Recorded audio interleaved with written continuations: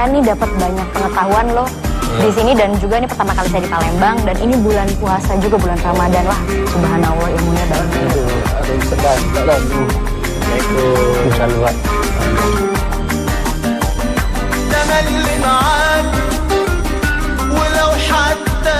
Silakan kita duduk dulu aja yuk, biar bisa lebih enak ngobrolnya. Ada apa ini bapak-bapak ini? Ini Pak Ustadz, senang jalan step. Step, sejak kapan? Sejak tahun ini lah Pak. Setahun ini. Umurnya adik berapa? 2 tahun kurang sebulan. Step kejang biasa? Iya, kejang. Berapa menit? Sekarang ngulang 3 kali Pak. 3 kali ngulang sekarang. 3 kali ngulang, habis step, nanti sadar, nanti step lagi. Iya Pak. Sadar lagi, step lagi, habis itu enggak. Iya. Berapa bulan sekali step? Atau cuma sekali itu? Karena kalau gejala panas Pak. Oh, kalau panasnya muncul, step? Iya Pak. Oke, begini saya mau tanya. Kalau adik ini step dan umurnya belum akhir balik, itu kemungkinan pertama kekurangan atau kesalahan ini pada orang tua. Antara Pak Iskandar sama istri nih. Siapa di antara Pak Iskandar dengan istri yang? Ini yang nih. Kalau marah diem. Tapi nggak selesai-selesai. Sehari belum selesai, 2 hari belum selesai kadang-kadang. Nah ini saya mau tanya jujur. Siapa yang suka seperti itu? Saya Pak Ustadz. Bener nih? Benar. Jadi kalau jengkel tuh diem. Kalau saya emang orang rumah jengkel. Emang saya mungkin karena bohong gitu kan. Mungkin saya diam aja. Sering nggak Pak Iskandar dengan istri itu bertengkar? Sering di mulut. Sering ya? Ini bisa sembuh cepat sebenarnya adik ini. Yang kedua saya mau tanya. Siapa di antara Pak Iskandar dengan istri yang dengan orang tua kadang melawan? Kalau istri memang dalam masa remaja memang betul katanya sering melawan orang tua. Sering melawan orang tua. Ya. Kalau Pak Iskandar nggak begitu. Kalau saya nggak begitu Pak. Nggak begitu. Oke, insya Allah adik ini bisa sembuh cepat kalau dua-duanya di antara Pak Iskandar dengan istri ini benar-benar mohon ampun. Saya akan berikan doa, Pak Iskandar nanti ngikutin, dan doa itu dikerjakan selesai Pak Iskandar sholat wajib. Paham ya? Pertama baca istighfar, nanti doa untuk adik. Putranya namanya siapa tadi? Jais Raihan. Siapa? Jais Raihan. Jais Raihan. Raihan. Oke, kita nanti istighfar 3 kali, terus doanya saya akan pelan-pelan biar Pak Iskandar bisa ngikuti ya. Bismillahirrahmanirrahim. Alhamdulillahirabbil alamin. Alhamdulillahirabbil alamin. Allahumma sholli ala Muhammad. Allahumma sholli ala sayyidina Muhammad. Wa ala ali Muhammad. Wa ala ali Muhammad. Astaghfirullahaladzim. Astaghfirullahaladzim. Astaghfirullahaladzim. Astaghfirullahaladzim. Astaghfirullahaladzim. Astaghfirullahaladzim. Ya Allah, ya Allah, jika anak saya yang bernama Jais Raihan, jika dia sejak kecil step kejang ada panas pada tubuhnya, jika panas dan step pada anakku Raihan, Jais Raihan, jika itu disebabkan karena seringnya saya dan istri saya ada pertengkaran dan seringnya istri saya melawan orang tuanya sejak remaja.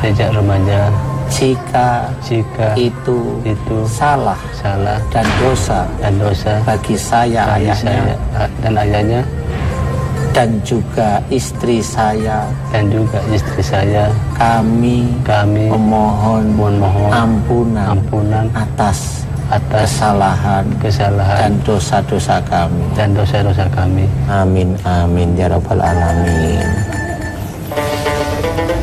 Pak Iskandar, doanya hanya itu, tapi benar-benar serius habis sholat wajib maupun habis sholat sunnah tahajud. Jalankan semata-mata karena Allah. Karena di situ memang ada pertengkaran antara Pak Iskandar dengan istri, Dan yang kuat saya ketahui, istri yang sering melawan orang tua. Ini salah satu hal yang tidak menghormati orang tua, ini salah satunya epilepsi. Dan epilepsi di media kedokteran itu agak sulit. Walaupun ada obatnya tapi agak sulit disembuhkan. Tapi kalau dari sisi Islam, sebenarnya kalau boleh saya cerita, insya Allah gampang. Asal mau mengakui kekurangan, kesalahan dan dosa, berubah. Pak Iskandar Nabi dengan istri jangan sering bertengkar, istri jangan melawan nasihat orang tua, insya Allah nanti kan hilang. Mudah-mudahan manfaat ya Pak Iskandar, amin. Bapak, ya. Bapak apa? Tidak tidurnya Pak. Tidak tidur, sudah tidur. Berapa hari enggak Sudah tidur? jalan bulanan. Berapa bulan? Ada 7 bulan ada. Ini susah tidurnya gimana nih? Malam enggak tidur tapi ganti siang, atau malam siang enggak tidur? Malam siang enggak tidur. Oke. Saya mau tanya nih Pak Muhammad Akib, 7 bulan sebelumnya, Iya. sebelum sonono. Yang pertama, adakah yang difikirkan Pak Muhammad Akib tentang suatu masalah yang sebenarnya cukup berat, yang sebelum Pak Akib tidak bisa tidur? Ada masalah yang dipikirin sehari, 2 hari, 3 hari, 4 hari, seminggu itu belum selesai-selesai. Ataukah Pak Muhammad Akib ada suatu keadaan atau masalah yang dimana Pak Muhammad Akib ini seperti putus asa pada waktu itu loh Pak. Pada waktu itu sebelum Pak Muhammad Akib nggak bisa tidur. Jadi aku nggak bisa nih kayaknya, aku nggak bisa nih, aku nggak kuat. Jadi kesannya tidak ada Allah di dekat Pak Muhammad Akib. Ada waktu itu tuh Pak aku sedang kerja Boleh ya. Waktu sedang kerja tuh kan ibu badan sehat Pak Iya ya. Ngokok, ngopi. Nah sesudah kerja itu lah pensiun sekarang. Nah justru pensiun itu lah Nggak bisa tidur. nggak bisa tidur. Karomah ini tidak sembarangan orang yang terpilih. Ya, tidak sembarangan orang. Biasanya rata-rata seseorang yang agamanya itu kuat.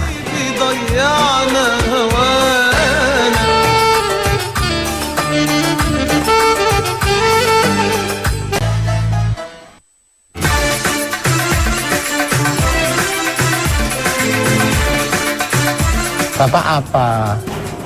Tidak tidurnya Pak. Tidak tidur, sudah tidur. berapa hari enggak Sudah tidur? jalan bulanan.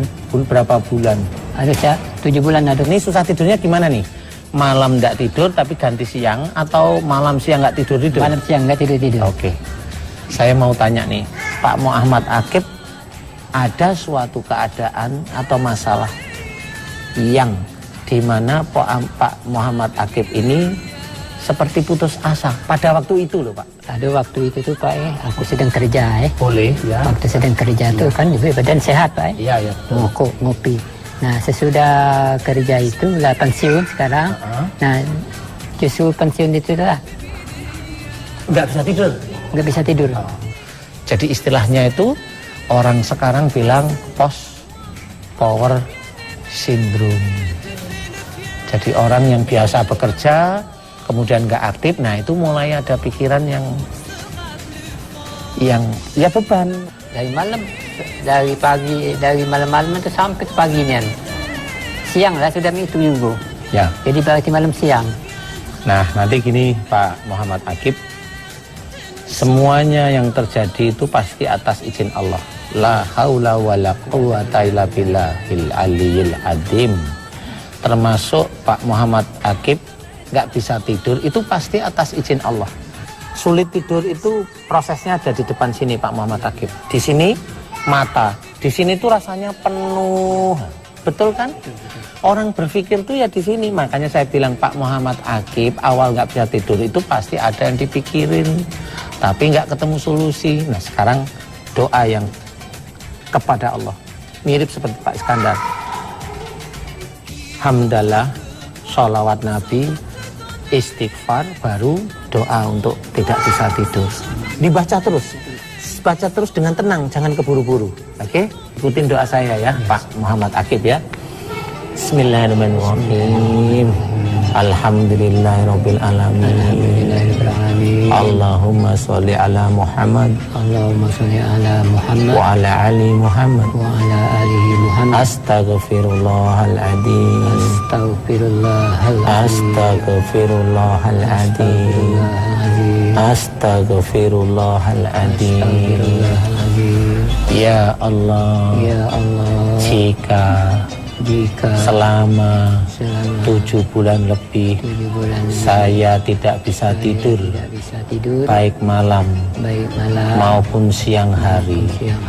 Jika itu disebabkan karena ada masalah, ada persoalan yang saya pikirkan lebih dari 3 hari dan tidak ketemu solusinya, dan juga saya ada putus asa. Jika itu salah dan dosa di hadapan-Mu ya Allah, saya mohon ampun kepadamu. Astaghfirullahaladzim. Astaghfirullahaladzim. Astaghfirullahaladzim. Ampunilah dosa saya ya Allah. Astaghfirullahaladzim. Ampunilah dosa saya ya Allah. Amin, amin, amin ya rabbal alamin. Biasanya kan di sini rasanya, ya sekarang habis doa di sini rasanya gimana? Sekarang lebih ringan? Iya, ringan. Mata lebih ringan? Benar? Alhamdulillah. Alhamdulillah. Jadi udah mendapatkan konsultasi kepada Pak Ustadz juga. Semoga Pak Akif dan Pak Iskandar cepat sehat kembali dan bisa berkumpul dengan keluarga, dan juga adiknya juga cepat sembuh ya Mas ya. Oke, dan Pak Mamet terima kasih banyak sudah mengajak saya dan Pak Ustadz keliling Masjid Kiai Muara Ogan. Iya, terima kasih Pak Haji. Mudah-mudahan berkah. Iya.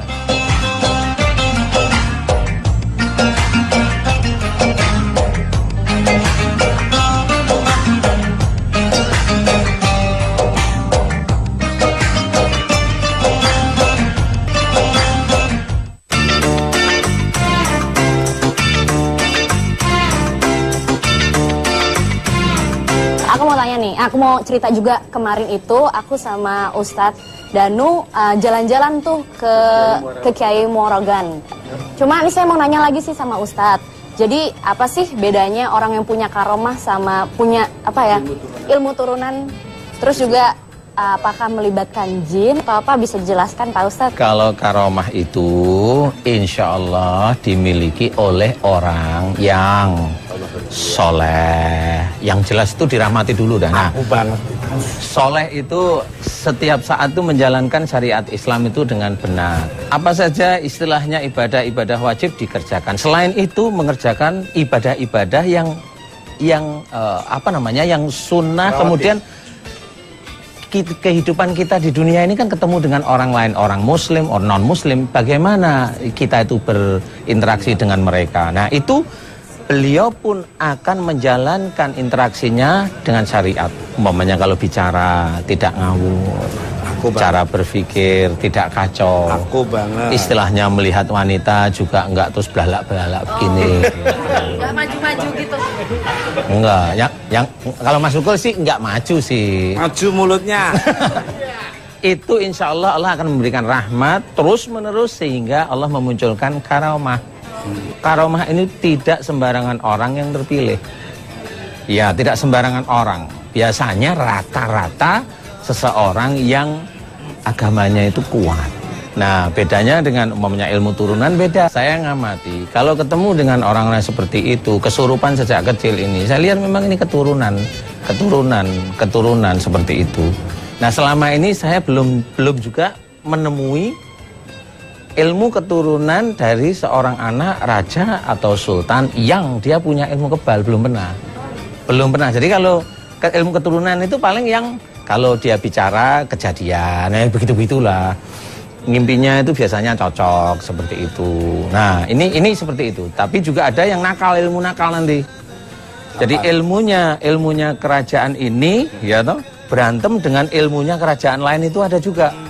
Jadi di dalam itu malah jadi sakit orangnya. Makanya kita harus hati-hati sebagai seorang muslim, cukuplah hanya sujud pada Allah Ta'ala, zikrullah seperti itu. Saya pun banyak belajar ya, Ustadz. Berbagai macam dinamika ini banyak belajar, ya. Tapi harus ketauhidan yang harus diutamakan. Iya, orang pun bisa dengan Bismillahirrahmanirrahim bisa berjalan di atas air. Betul, Ustadz? Betul, tapi salah niat. Betul. Nah, ini adalah Ilmu, betul. ilmu kan? Ini adalah Allah. Ya, atas izin Allah. Atas izin Allah. Kalau Allah tak izinkan, maka tidak Nggak akan. bisa. Termasuk senjata pun kalau kalau Allah tidak izinkan, ya tembus. Iya, betul. Menurut kabar nih, di Palembang terdapat komplek makam sultan. Boleh kita diantar ke sana, Sultan? Boleh, monggo.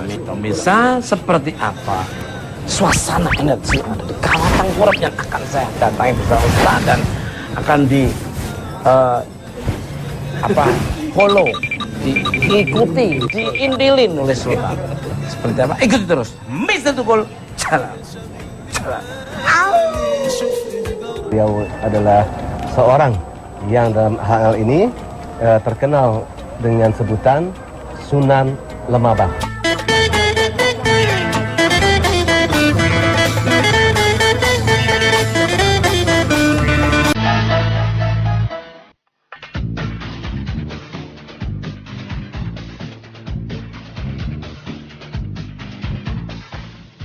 Alhamdulillah hari ini kita dipertemukan Allah bagaimana di dalam bulan suci Ramadan ini untuk menjalin suatu hubungan silaturahmi yang mendalam sesama umat Islam, dan kita melihat bahwa kiprah daripada Mr. Tukul Arwana ini banyak sekali memberikan suatu solusi dan manfaat bagi kita semua.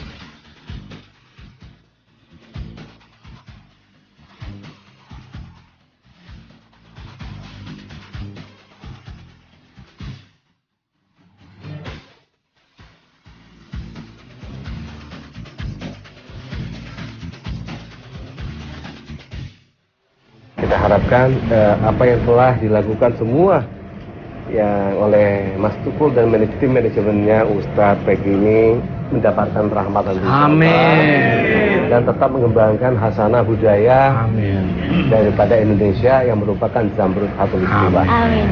Kita nanti ke Kawah Kurep. Nggih, amin. Kami keluarga besar Trans 7 Mr. Tukul Janjala mengucapkan terima kasih atas penghargaan yang sangat luar biasa. Ini kita langsung menuju ke makam Kawah. Ikut terus, Mr. Tukul.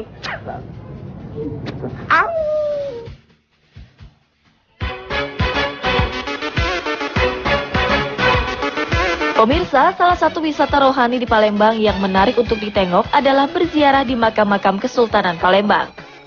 Terlebih ketika menjelang bulan Ramadan. Di kota yang terkenal akan kelezatan pempeknya ini, tiap tahunnya diselenggarakan acara ziarah kubro, di mana banyak orang datang berbondong-bondong untuk berziarah dan berdoa dalam suasana khusyuk dan tawadhu. Salah satu makam yang menjadi tujuan peziarah adalah makam Kesultanan Kawah Kurep. Di dalam komplek ini terdapat beberapa makam sultan yang salah satunya adalah tempat peristirahatan terakhir Sri Sultan Mahmud Badarudin Satujayo Wikramo, di mana beliau dikenal sebagai sosok pendiri Masjid Agung Palembang yang termegah di zamannya. Tak heran apabila tempat ini dianggap sangat sakral dan keramat. Bahkan menurut pengakuan juru kunci, dirinya pernah ditemui sosok orang tua yang mengajaknya berkeliling makam untuk diceritakan siapa saja yang disemayamkan di komplek Kawah Kurep ini. Siapakah sosok gaib yang pernah bertemu dengan juru kunci sebenarnya?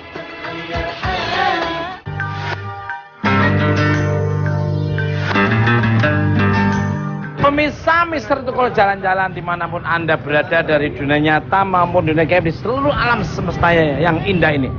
Saya masih bersama Sultan Iskandar dan istri serta Pak Ustaz Dan Intan Sekoco. Nah, sekarang saya berada di makam Kesultanan Palembang Kawah Kurep nih. Nah, Kawah Kurep. Sebelum kita masuk ke dalam nih, kabarnya adalah keluarga Sultan begitu kental dengan nilai Islam seperti mendatangkan guru besar bagi putra putrinya. Untuk apa itu Sultan? Monggo. Dalam hal ini kita untuk bagaimana mendidik putra putri kita, mengajarkan suatu bentuk pola ketauhidan. Karena syirik dan musyrik itu dosa yang tiada terampun. Dan itu guru saya itu almarhum Pangeran Penghulu Nato Agamo Syekh Ahmad Zailani Al-Palembani almarhum. Betul. Saya sangat setuju sekali, dasar agama itu penting sekali untuk kontrol kita, dan itu tadi musyrik dan syirik tadi itu tidak terampuni ya. Tidak terampuni. Kita penasaran nih seperti apa di dalamnya. Ikut terus. Mizatukul jalan. Au.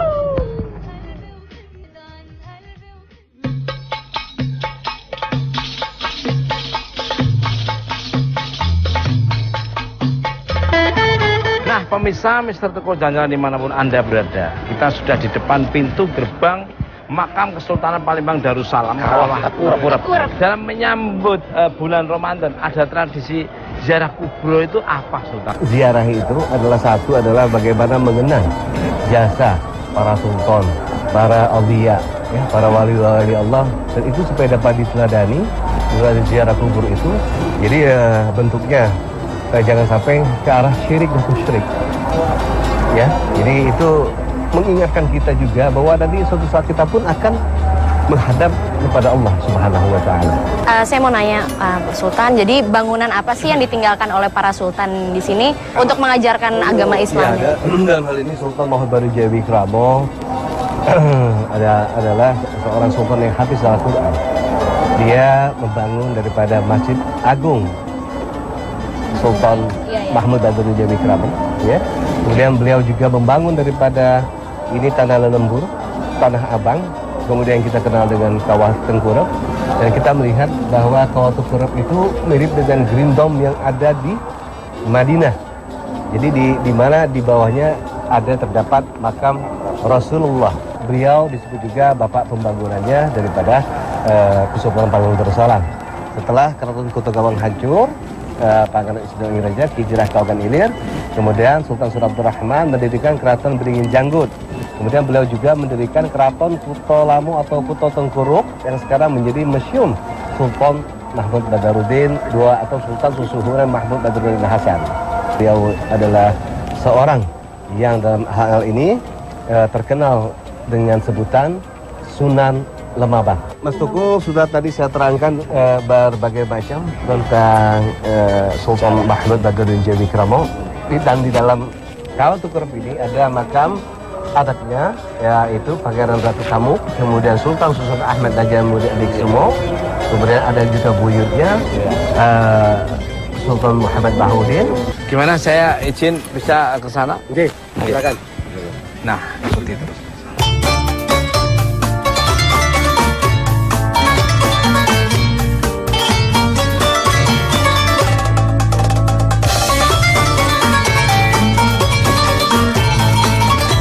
Assalamualaikum warahmatullahi wabarakatuh.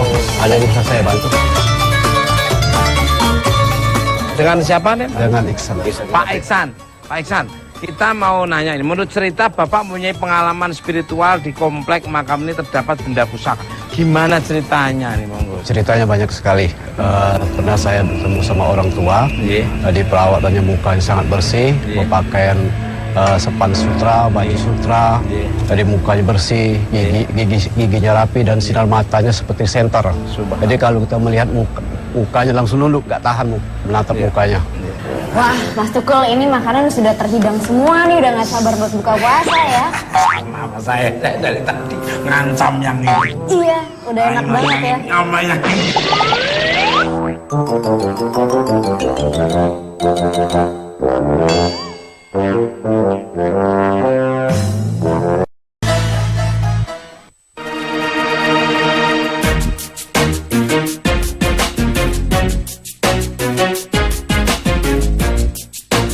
Menurut cerita Bapak mempunyai pengalaman spiritual di komplek makam ini terdapat benda pusaka. Gimana ceritanya nih, monggo? Ceritanya banyak sekali. Pernah saya bertemu sama orang tua. Di perawatannya mukanya sangat bersih, berpakaian sepan sutra, baju sutra, tadi mukanya bersih, giginya rapi dan sinar matanya seperti senter. Jadi kalau kita melihat mukanya langsung nunduk, nggak tahan menatap mukanya. Pak Ustadz, menurut Pak Ustadz gimana nih spiritualnya Pak Angabe Ihsan? Ya bisa aja ya, itu kan seperti cerita. Jadi kita tidak melihat beliau siapa, tapi kalau memang ceritanya beliau tadi sudah, beliau itu yang datang itu. Siapa yang datang beliau itu? Begitu saya tawarkan naik ke atas, nggak usah, itu rumah saya. Bilang gitu. Oh gitu. Beliau memang mau memperkenalkan aja, bisa aja ini keturunan-keturunan. Kalau beliau mengucap nama itu akan ketahuan. Kalau masalah itu saya husnudon aja, itu biasa. Minta izin ditemani Sultan. Ya.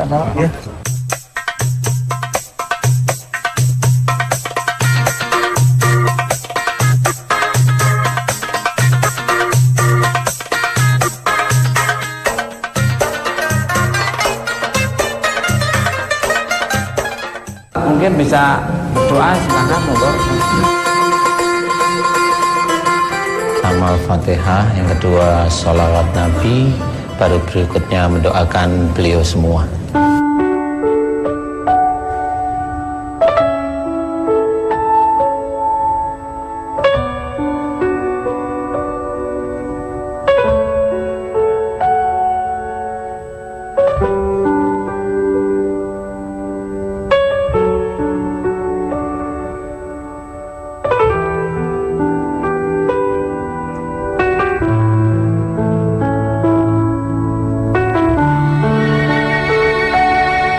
Sultan, saya mengucapkan terima kasih atas waktunya dan semoga bermanfaat oleh pemirsa di seluruh alam semesta yang indah ini, dan mohon maaf kalau ada tutur bahasa perilaku kurang berkenan tim Mister Tukun Jalan. Salam hormat. Allah kami pun dari terima kasih.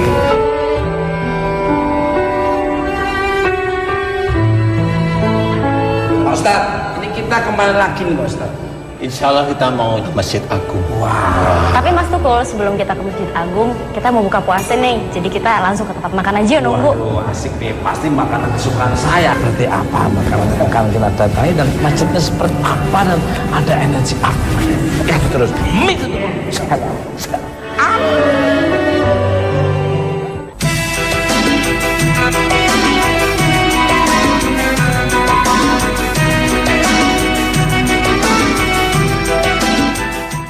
Wah, Mas Tukul, ini makanan sudah terhidang semua nih. Udah gak sabar buat buka puasa ya. Sama saya dari tadi ngancam yang ini. Iya, udah enak banget ya. Namanya Yang ini Mas Tukul, aduh enak sekali ya. Gak sabar. Kita tinggal nunggu beduk buka puasa. Pemirsa semua. Wah, udah beduk buka puasa nih Mas Tukul. Jangan berlama-lama.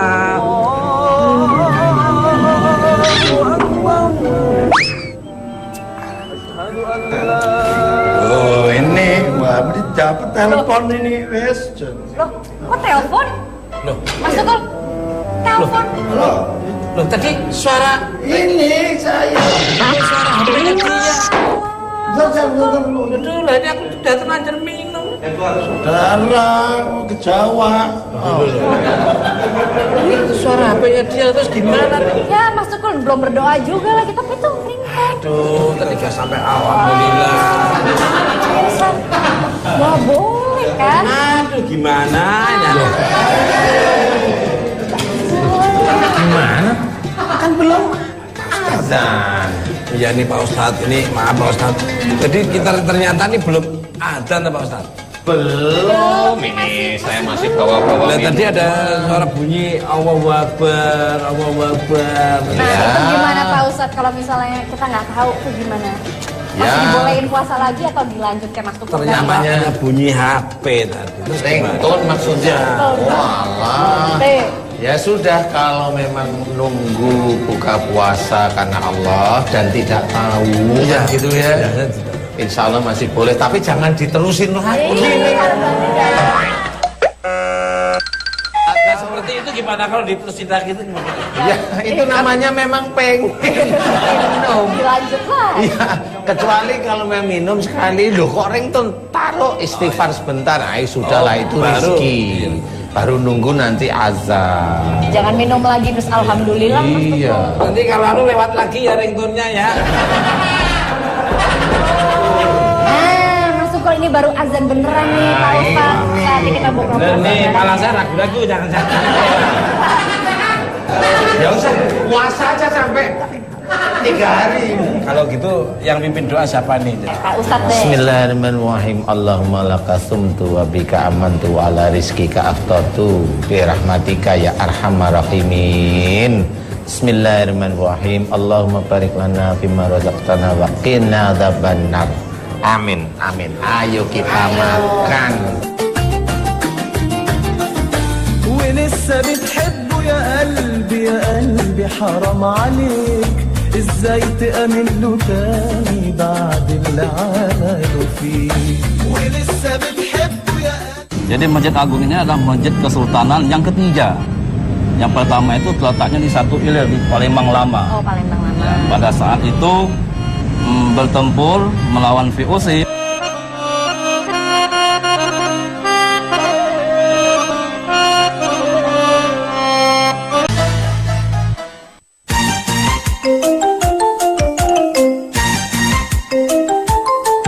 Masjid terbesar dan termegah di Nusantara yang didirikan pertama kali tahun 1738 Masehi oleh Sultan Mahmud Badarudin. Pada saat itu, masjid ini mampu menampakkan hingga 1.200 jemaah. Tepat di tahun 2003, masjid yang berusia 2 abad ini direnovasi dan kapasitasnya membesar hingga dapat menampung 9.000 jemaah. Menurut catatan, Masjid Agung Palembang dahulu dibangun selama 10 tahun. Dan memiliki nama Masjid Sultan. Di tempat inilah dahulu Sultan menyebarkan agama Islam pada rakyatnya. Dalam sejarahnya, masjid yang berada di pusat Kesultanan Palembang Darussalam ini menjadi pusat kajian Islam yang akhirnya melahirkan ulama-ulama besar untuk mengembangkan agama Islam di wilayah Kesultanan dengan cara amal praktik dan ilmu baca sehingga mudah diterima oleh masyarakat Palembang. Pemirsa, selain sebagai tempat syiar agama, Masjid Agung Palembang ini seperti menjadi saksi mata perjuangan rakyat Palembang pada pertempuran 5 hari melawan Belanda, tepatnya di tanggal 1 Januari 1947. Di mana masjid ini menjadi benteng pertahanan rakyat dan merupakan target untuk dihancurkan. Namun tepat di hari kelima perlawanan sengit yang diberikan tentara Indonesia dan rakyat Palembang pun membuat pihak Belanda menyerah dengan menyepakati perjanjian ceasefire atau meninggalkan wilayah kota Palembang.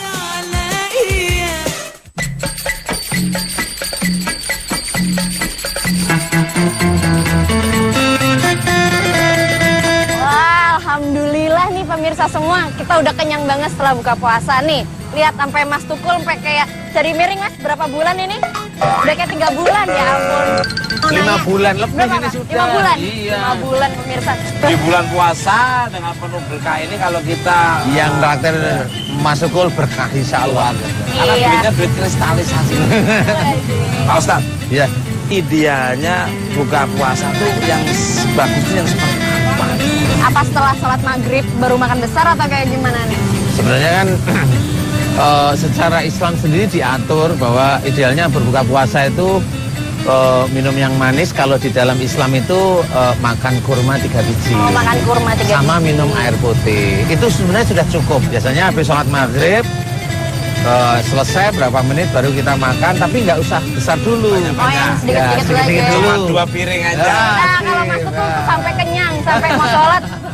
Nah, pemirsa, Mr. Tukul dimanapun Anda berada.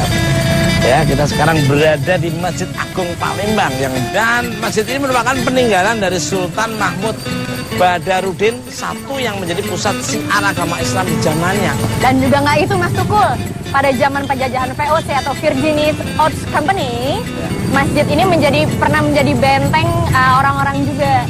Dan alhamdulillah sampai saat ini masjid masih megah ada di Palembang. Ya Mas Tukul ya. Nah, pemirsa pasti penasaran, di dalam masjid itu yang sangat luar biasa ini ada apa saja? Apakah ada sesuatu yang unik atau sesuatu yang ada peninggalan zaman Sultan Badarudin I? Begitu terus. Mr. Tukul Assalamualaikum warahmatullahi wabarakatuh. Waalaikumsalam warahmatullahi wabarakatuh.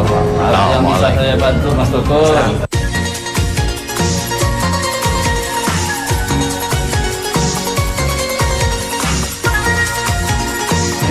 Dalam catatan sejarah, kalau diizinkan nanya ini ya, masjid ini dulu bernama Masjid Sultan, lalu berubah menjadi Masjid Agung. Bagaimana ceritanya? Oh iya, Masjid Agung ini kan peninggalan dari zaman Kesultanan Palembang Darussalam.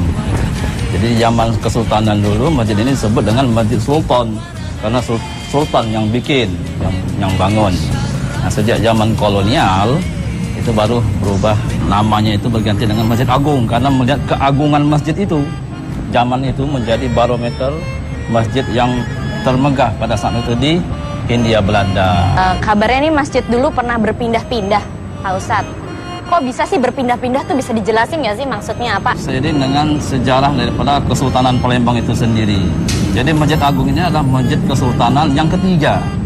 Yang pertama itu terletaknya di Satu Ilir di Palembang Lama. Oh, Palembang Lama. Ya, pada saat itu bertempur melawan VOC pada saat itu tahun 1659. Nah, sehingga istana atau keraton sultan dan masjidnya ikut terbakar. Berperang. Jadi itu masjid di Keraton Kuto Gawang namanya. Kemudian beralih lagi ke agak ke lebih hulu ke tepian Sungai Musi. Dibangun lagi maksudnya? Dibangun lagi oleh sultan berikutnya yaitu Sultan Abdul Rahman Candiwalang yang bermakam di Candiwalang itu membangun masjid di Beringin Janggut. Namanya keratonnya Keraton Beringin Janggut dan masjidnya itu namanya Masjid Lama. Sekarang tinggal namanya saja masjid itu. Karena ada masjid baru yaitu masjid sekarang ini. Masjid Hari Agung. ini kayak di sini nih. Oh, masjid lamanya sendiri bangunannya masih ada? Tidak ada lagi. Karena masjid lama dulu kan sudah bertempur melawan Belanda tadi, VOC. Kemudian masjid lama itu tinggal namanya saja. Kemudian beralih ke sini oleh inisiatif dari Sultan Mahmud Badarudin Jaya Wikromo, Sultan Mahmud I yang makamnya ada di Kawah Tukuran. Masjid ini menjadi benteng pertahanan hingga meruntuhkan menara masjid. Karena letak Masjid Agung ini kan di belakang Keraton Kesultanan. Keraton Sultanan ada di depan, yaitu Benteng Kota Besar, dan di sampingnya lagi. Iya, masih ada sekarang. Oh, masih? Ya, Benteng Keraton Kota Besar. Pada saat terjadinya perang antara Belanda tahun 1821 itu, Masjid Agung lah sudah secara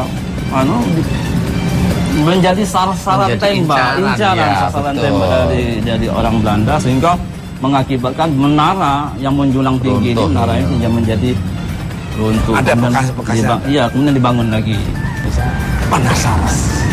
Seperti apa kondisi Masjid Agung yang konon ceritanya pindah akhirnya terus di sini terus. Seperti apa? Ikut terus. Misalkan.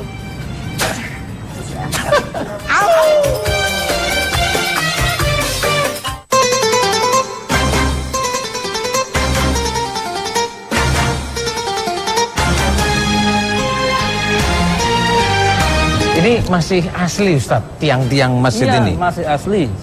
Masjid yang sejak dari Sultan itu ya ini ya? Tahun 1738 didirikan. Ini. Masya Allah.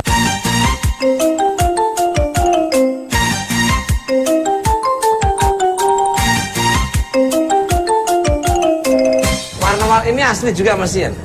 Itu ya motifnya motif lama. Yang asli yang mana aja? Ini tiang, kemudian mimbar, imam, tempat imam. Oh, tempat imam perimaman asli. Dari zaman Sultan. Masya Allah, masih. Keren. Ustadz, melihat arsitektur masjid ini sebenarnya ada pengaruh dari beberapa budaya apa saja nih? Masjid Agung ini kan kolaborasi antara budaya Melayu dengan Jawa. Ya. Melayunya kita bisa lihat dengan Melayu Palembang. Yang mana? Berarti atapnya itu berundak tiga. Berundak beratap tiga, kemudian ada kayak seperti tanduk kambing itu, ya seperti arsitektur Melayu Cina itu. Kalau Jawanya? Ya, Jawanya ini bangunannya agak seperti segi empat ini dan seperti ya joglo. Limasan, ya. joglo, Limasan ya. ya. Limas, ya. Warnanya juga bagus ya Mas Tukul ya, warnanya memang bikin adem buat sholat, untuk berdoa juga. Sama dengan dirimu tuh juga bikin Iya adem. sih Mas Tutu. Pak Ustadz, dalam bulan Ramadan biasanya ada kegiatan apa saja sih yang dalam menjadi agenda utama penting dari masjid sini? Jadi kalau di Masjid Agung ini banyak sekali program-program sepanjang 5 waktu sholat itu diisi dengan pengajian atau tausiah ceramah agama. Baik itu sholat zuhur, ba'da zuhur, ba'da asar, maghrib, nah itu subuh. Itu diisi dengan tausiah atau ceramah agama. Khusus sholat tarawih itu dibaca surah Al-Quran 1 juz semalam. Wah, paling Yang, demen ya, itu, jadi sebulan itu khatam Al-Quran. Nah, dalam agenda siar agama Islam di Masjid Agung ini ada pembinaan para mu'alaf apa saja?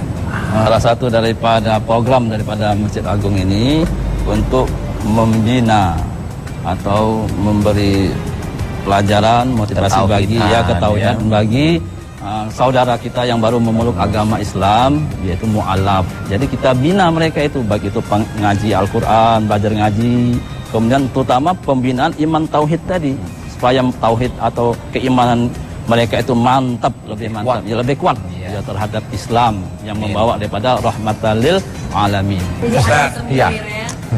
bagi saudara muslim itu bagaimana sehari menyambut para mu'alaf? Kalau istilahnya kita mau tadi Ustaz Andi cerita, istilahnya Islam itu rahmatan lil alamin. Jadi betul-betul harus kita buktikan bahwa hamba Allah Ta'ala yang lain yang dulunya belum masuk Islam, pada waktu masuk Islam, ya kita terima dengan lapang dada. Memang salah satunya momennya diceritakan, wala tasubul ladina yata'una min dunillah. Jadi kita dilarang memaki sesembahan-sesembahan mereka yang menyembah bukan kepada Allah. Tetap harus menghargai. Iya, itulah Islam sebenarnya. Kalau kita sudah melanggar ketentuan Allah tersebut, dosanya orang tersebut kita ikut nanggung karena kita memaki sebenarnya. Setuju saya. Makanya Islam yang baik itu adalah betul-betul yang dia runduk, senantiasa tawadu, ilmunya tinggi, nggak perlu sombong, seperti itu. Makanya di dalam bulan Ramadan itu ditata semua tubuh ini, dari mata, telinga, telah semua. Dulunya kalau telinga mau dengerin nasihat, males. Nah ini bulan Ramadan tuh harus mau. Aku banget. Seperti itu semuanya ditata, sehingga itulah yang menjadikan kita tawadu. Wah, kalau begitu saya ngucapin terima kasih untuk Pak Ustaz. Sama-sama. Mohon maaf kalau ada tutur bahasa perilaku yang kurang berkenan di tim Institut Jalan-Jalan, dan mudah-mudahan bermanfaat bagi pemirsa di seluruh alam semesta yang indah ini. Pak Ustaz, monggo Mbak Ustaz menyimpulkan Intan dan Ustaz Danu tentang perjalanan di Palembang. Kita sebagai umat Islam yang mencoba untuk senantiasa dekat menuju Allah, itu harus belajar. Nah, kita jangan lupa, kalau kita memang mau belajar menjadi takwa di hadapan Allah Ta'ala, ayo kita mempelajari syariat dengan benar. Kalau Intan ada yang mau ditambahin lagi? Saya senang banget, alhamdulillah di bulan Ramadan yang suci ini, selain mendapat pahala tapi juga dapat pengetahuan yang luas mengenai Palembang. Nah, pemirsa, ambil sisi positif dari tontonan Ustaz Jalal, yang negatif jangan diambil. Dan kekuatan yang tidak bisa tertandingi adalah kekuatan Allah Subhanahu wa Ta'ala. Tunggu kehadiran Ustaz Jalal di tempat yang berbeda, yang pastinya ada sesuatu yang bisa diambil positifnya. Ikuti terus. Mitra Tukul. Au.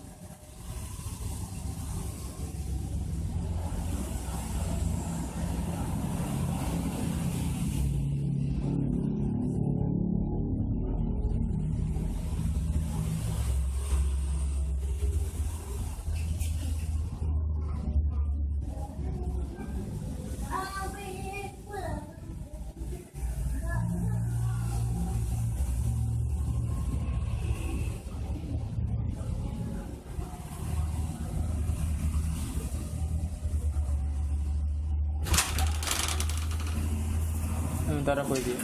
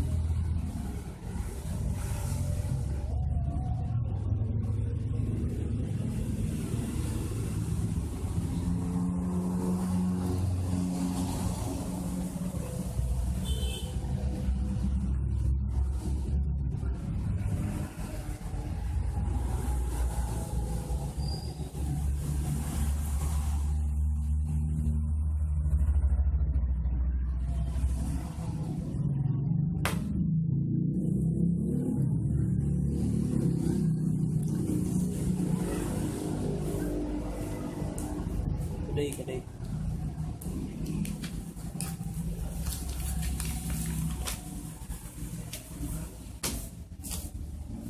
Jar di kau maju. Kalau mahal lah, kedai. Ujung mereka mula. Ujung mereka mula.